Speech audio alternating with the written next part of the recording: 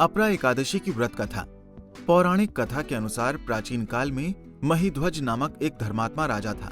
उसका छोटा भाई ब्रजध्वज बड़ा ही क्रूर, अधर्मी और अन्यायी था। वो अपने बड़े भाई से द्वेष रखता था। उस पापी ने एक दिन रात्रि में अपने बड़े भाई की हत्या करके उसकी देह को एक जंगली पीपल के नीचे गाड़ दिया। इस अकाल मृत्यु से राजा प्रेतमात्मा के रूप में उसी पीपल पर रहने लगा और अनेक उत्पात करने लगा। एक दिन अचानक धौम्य नामक ऋषि उधर से गुजरे। उन्होंने प्रेत को देखा और तपोबल से उसके अतीत को जान लिया। अपने तपोबल से प्रेत उत्पात का कारण समझा। सब कुछ जान लेने के बाद ऋषि ने प्रसन्न होकर उस प्रेत को पीपल के पेड़ से उतारा और परलोक विद्या का उपदेश दिया। दयालु ऋषि ने राजा की प्रेत योनि से मुक्ति के लिए स्वयं ही अपरा एकादशी का व्रत किया और उसे अगति से छुड़ाने के लिए उसका पुण्य प्रेत को अर्पित कर दिया। जिस पुण्य के प्रभाव से राजा को प्रेत योनि से मुक्ति मिल गई।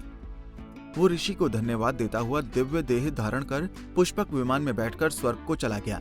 कहते हैं कि अपरा एकादशी की कथा पढ़ने अथवा सुनने से मनुष्य सब पापों से छूट जाता है और उसे मुक्ति मिलती है। अब जानते हैं अपरा एकादशी की महिमा के बारे में। एक बार अर्जुन ने श्री कृष्ण जी से कहा, हे प्रभु, ज्येष्ठ माह की कृष्ण पक्ष की एकादशी का क्या नाम है और उसकी महिमा के बारे में बताएं।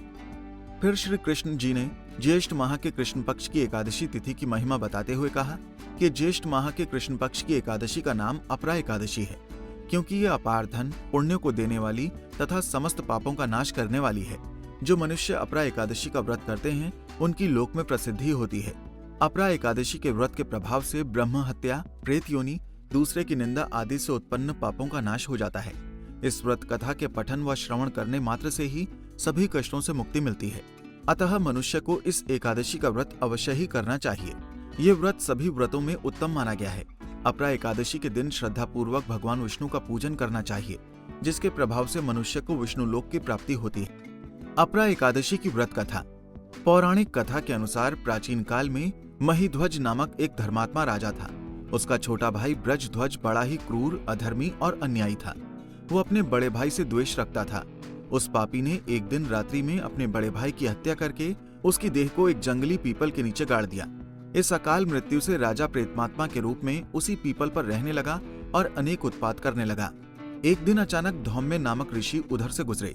उन्होंने प्रेत को देखा और तपोबल से उसके अतीत को जान लिया। अपने तपोबल से प्रेत उत्पात का कारण समझा। सब कुछ जान लेने के बाद ऋषि ने प्रसन्न होकर उस प्रेत को पीपल के पेड़ से उतारा और परलोक विद्या का उपदेश दिया।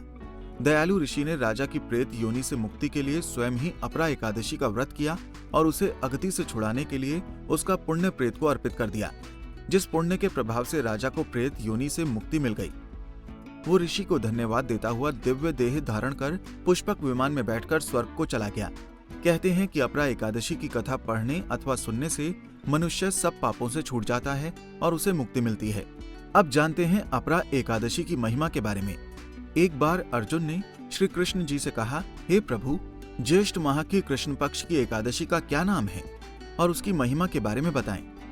फिर श्री कृष्ण जी ने ज्येष्ठ माह के कृष्ण पक्ष की एकादशी तिथि की महिमा बताते हुए कहा कि ज्येष्ठ माह के कृष्ण पक्ष की एकादशी का नाम अपरा एकादशी है, क्योंकि ये अपार धन, पुण्य को देने वाली तथा समस्त पापों का नाश करने वाली है। जो मनुष्य अपरा एकादशी का व्रत करते हैं उनकी लोक में प्रसिद्धि होती है। अपरा एकादशी के व्रत के प्रभाव से ब्रह्म हत्या, प्रेत योनि, दूसरे की निंदा आदि से उत्पन्न पापों का नाश हो जाता है।